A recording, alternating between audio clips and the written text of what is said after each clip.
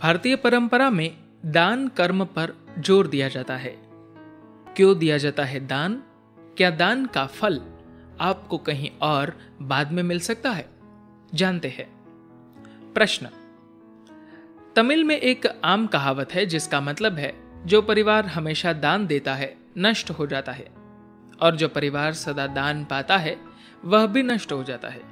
यानी देने और पाने वाला दोनों ही नष्ट होंगे। ऐसा क्यों सद्गुरु? सद्गुरु कहते हैं, बुनियादी तौर पर उनका मतलब है कि आप या तो हमेशा दान ले रहे हैं या दान पर जीवित है, या अगर आप दान दे रहे हैं तो केवल अच्छाई को लेकर जो आपकी सोच है उसकी वजह से आप हर किसी को दान देते जा रहे हैं, न कि इस वजह से कि यह हालात की मांग है। अगर आपको लगता है कि दान देने से आप अच्छे बन रहे हैं या स्वर्ग में जाने का टिकट मिल जाएगा तो ये बिल्कुल ठीक नहीं है। लेकिन अगर आप देखते हैं कि किसी को जरूरत है और आप जो दे सकते हैं वो भी उसे नहीं देते, तो आप इंसान ही नहीं हैं। देने में कोई हर्ज नहीं है। समस्या तब आती है जब आप हालात के हिसाब से देने की बजाय अपने संतोष के लिए देना चाहते हैं।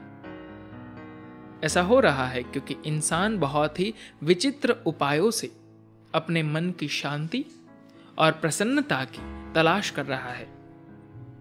उन्हें लगता है कि अगर आज वे कुछ देंगे तो उन्हें कहीं और जाने पर शांति मिलेगी। नहीं, प्रसन्नता और शांति तो सिर्फ आपके भीतर पैदा होती है।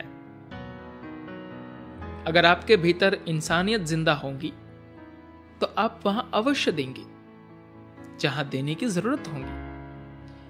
मैं इसे देना नहीं बांटना कहूंगा, जो इंसान का स्वाभाविक गुण है। आपस में बांटने से ही खुशियां कई गुना हो जाती है।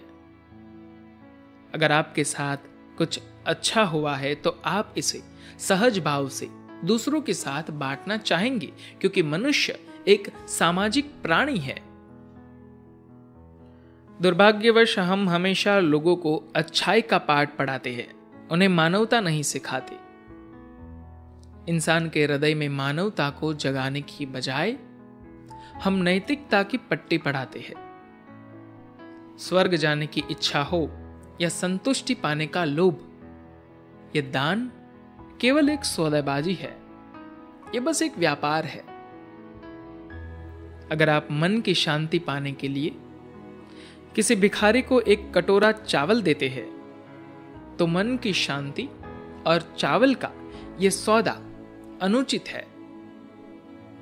शांति एक कटोरा बचे हुए खाने से कहीं अधिक कीमती है। शांति का मोल वही जानता है जो इसे खो चुका हो।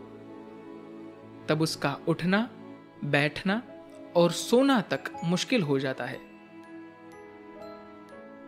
किसी भिखारी को बस बचा भोजन दे कर शांति नहीं खरीदी जा सकती। मेरे ख्याल से यह लेन देन अनुचित है। देन और लेने का यह विचार इंसान के जीवन में मानवता के विकल्प के तौर पर लाया गया। मानवता से मेरा मतलब एक मानवीय गुण से है। जब आप अपनी इंसानियत को सुला देते हैं तो आपको याद दिलाना होगा, कृपया दिन में 2 बार दे, 4 बार ले। लोग इसे गिनती या अनुपात पर राजी होंगे। अगर आप कहे कृपया दिन में 4 बार दे और 2 बार ले, तो कोई हामी ही नहीं भरेगा। अगर आप जीवन के सिलसिले को समझते हैं तो इसमें वाकई कोई लेन देन नहीं है। जीवन आपस में गहराई से जुड़ा है। अगर आप सांस लेते व छोड़ते हैं तो आपके और पेड़ों के बीच एक लेन देन हो रहा है। इसमें आपके पास कोई विकल्प या चॉइस नहीं है। जीवन का सिलसिला ऐसे ही चलता है। यदि आप लेन देन या कहे बांटने की इस निरंतर प्रक्रिया के साथ लय में है तो आप जीवन प्रक्रिया के साथ भी लय में होंगे। नहीं तो आप में इसके प्रति विरोध होगा।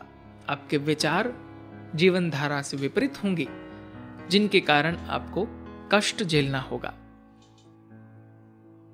अगर आप दुनिया में देखें तो बहुत से लोगों पर बसंत की बहार नहीं दिखती। उन्हें देखकर लगता है मानो कड़ाके की ठंड में जकड़े हुए हो। उनके हृदय पत्थर हो गए हैं, क्योंकि वे आसपास के जीवन के साथ ट्यून्ड नहीं है। इस ग्रह के हर जीव के लिए प्रकृति ने मौसम तय कर रखे हैं। एक पेड़ पर खास मौसम में फूल आते हैं, खास ऋतुओं में पशुओं का मेल है, लेकिन इंसानों के लिए प्रकृति ने कोई मौसम निश्चित नहीं किया है। उसने आपको फ्री छोड़ रखा है, किसी भी मौसम से मुक्त। कुदरत ने आपकी अक्ल और सजगता पर भरोसा किया कि अगर आपको फ्री छोड़ा जाए तो आप पूरे साल स्वाभाविक रूप से सबसे बेहतर तरीके से रहना चुनेंगे। प्रकृति को विश्वास था कि लोग 12 महीने बसंत मना सकते हैं, लेकिन लोगों ने 12 महीने ठंड में जकड़े रहना चुन लिया है। उनके जीवन में वसंत ऋतु कभी कभार आती जाती रहती है। वे केवल तभी मुस्कुराते हैं जब उन्हें गुदगुदी की जाती है।